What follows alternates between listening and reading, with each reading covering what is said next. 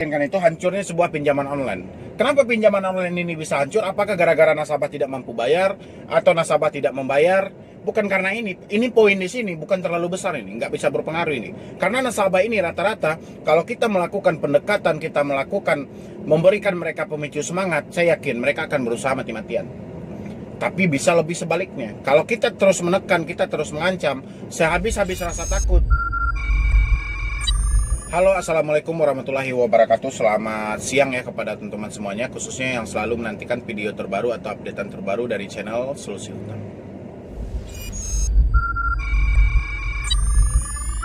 Oke, seperti judul yang saya bikinin sekarang itu adalah hancurnya pinjaman online.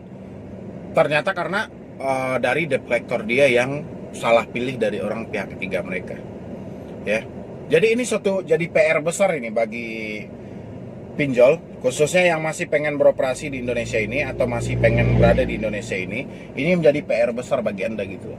Karena Anda mempekerjakan debt collector yang tidak ada prestasinya sama sekali, tidak ada kualitasnya sama sekali, berefek ke perusahaan Anda gitu. Di sini ini berapa banyak nih ancaman Anda bisa lihat di sini, saya tampilkan di sini semuanya. Ya, berapa banyak ini, baik dari yang legal maupun yang ilegal gitu. Jadi makanya kehancuran dari pinjaman online sendiri itu akibat dia salah memilih debt collector. Ya. Jadi itu yang mau saya bahas hari ini. Bagi teman-teman semuanya yang belum support channel ini, silahkan disupport dulu. Semoga channel ini makin berkembang dan makin bisa memotivasi orang banyak.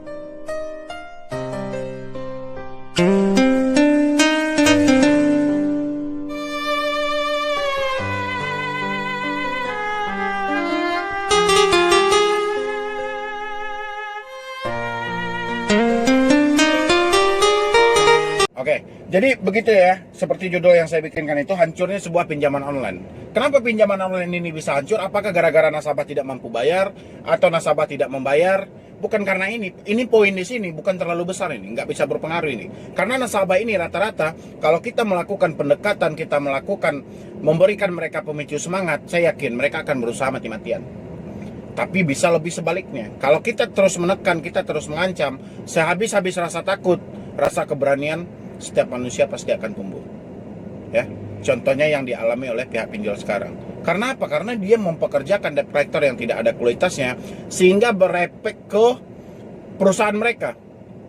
Ya, makanya banyak perusahaan pinjol yang berguguran, banyak perusahaan pinjol yang hancur-hancuran gitu. Karena apa? Karena Anda mencari pihak ketiga atau orang yang bekerja di perusahaan Anda, khususnya bagian penagih utang, tidak ada kualitasnya sama sekali gitu loh. Ya, ini berapa banyak ini orang yang mau diproses, orang yang mau dipidanakan, ini berapa banyak gitu loh. Ya, ini lagi ditambah lagi, ini dari mana nih? Tenggang waktu pinjaman yang sudah kami berikan, kami rasa sudah cukup lama, tenor dan tunggakan 60 hari. Jika Anda memang tidak segera melakukan pelunasan, tidak ada niat dalam pembayaran, terbukti menunjukkan rasa tidak tanggung jawab, maka kami akan segera melakukan tindakan lanjut berikut. Identitas lengkap Anda, saudara, yang saudara cantumkan. Maka dengan demikian melalui tim lapangan kami dapat melacak tempat tinggal Anda dan tempat kerja Anda. Buat apa ini dilacak gitu loh. Ya, makanya saya rasa karena tidak ada kualitasnya dari debt collector Anda sehingga percakapan ini ngawur. Kalau semua debetur yang saat ini terikat di pinjol mempunyai logika yang tinggi, tidak mengedepankan rasa takut, habis Anda nih. Ya, ini nggak mempan ini. Ancaman yang seperti ini nggak mempan. Buat apa gitu loh? Kami dapat melacak tempat tinggal Anda. Ya jelas Anda bisa melacak KTP ada, alamat Anda. Sekarang Anda mampu nggak untuk menemui? Nggak harus dengan tekan-tekanan seperti ini, harus pakai huruf besar nih segala macam nih. Anda bisa lihat kan? Nah, kayak gitu. Kurang lebih seperti itu. Dan selanjutnya ya, yang secara sadar mencantumkan di aplikasi kami. Jika memang tidak ada etikat baik, kami bantu hapuskan dendanya untuk toleransi terakhir. Kami berharap Anda dapat berpikir ulang jika ingin membebani orang-orang yang sudah Anda cantumkan sebagai kondar di aplikasi kami terlalu lama. Kami tunggu niat dan kepastian dan tunggu jawaban saudara. Hari ini jam 14.00. Jika memang tidak ada respon sama sekali, maka segala risiko dan konsekuensi hukum, baik secara hukum, akan dijalankan. Pinjam go, hentikan pembayarannya. Kenapa? Debt collectornya bodoh. Ya, karena debt collector bodoh berdampak ke perusahaan mereka. Ya. Ini PR nih, PR besar ini bagi bos-bos pinjol yang masih ingin berusaha di Indonesia ini, Anda harus hati-hati nih. Dengan mempekerjakan debt collector yang tidak manusia sama sekali, tidak ada kualitasnya sama sekali, atau memang ini dari manajemen Anda sendiri, saya nggak tahu. Tapi yang jelas ini tidak ada kualitas sama sekali. Ya, makanya Anda harus hati-hati di sini. Ini terlebih untuk pihak pinjol ini, biar jadi bahan koreksi bagi Anda, bahan pertimbangan bagi Anda ketika Anda menerima orang untuk menjadi pihak ketiga. Ini paling rumit nih. Ya, bagaimana kalau semua debitur pintar dengan masalah ini? Habis Anda. Tidak ada orang yang ketakutan melihat chat yang seperti ini, karena ini udah beku banget gitu loh. Udah dari dulu seperti ini. Ya. Makanya untuk teman-teman semuanya, saat ini Anda terikat di pinjol, Anda mendapatkan beberapa ancaman, beberapa tekanan, baik melalui SMS, melalui WA, melalui telepon. Tolong pergunakan pikiran dengan tenang, hati dengan tenang, timbang semua percakapan orang itu, jangan langsung baperan. Ini demi kebaikan Anda ini. Ya. Karena kehancuran pinjol sendiri bukan dari Anda, tapi dari debt collector yang tidak ada kualitasnya. Siapa di atas dunia ini yang mau bisa tiap hari ditekan, tiap hari dihina, tiap hari diancam? Siapa gitu loh. Kita hidup di Indonesia ini dalam suatu ketenangan, dilingkup dalam Pancasila, dilindungi oleh undang-undang, bukan untuk dihina, bukan untuk dicaci maki. Sekedar kesalahan karena kita tidak mampu bayar hutang, itu bukan menjadi hal yang fatal. Disinilah fungsinya seorang debt collector. Karena dia yang bertugas di lapangan kayak mana ini? Memicu semangat orang ini untuk membayar, tapi bukan berarti mencaci maki, bukan berarti menghina. Ya. Jadi untuk teman-teman semuanya, lebih baik kita diperdatakan daripada kita dihina. Kuncinya seperti itu. Anda jangan cemas ketika mereka akan memproses ke jalur hukum. Dan ini berada cuma di konsep tekanan. Ya. Dan ini juga jadi bahan pertimbangan untuk bos-bos pinjol, supaya lebih bijak lagi dalam mempekerjakan debt collector. Kalau saya pribadi, saya tidak ada masalah dengan perusahaan Anda, tapi saya bermasalah dengan cara penagihan debt collector Anda.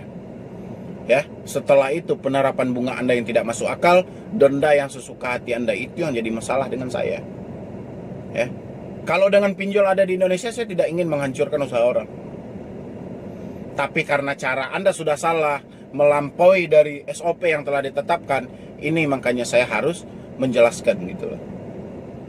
Ya, jadi untuk teman-teman semuanya, kurang lebih seperti itu.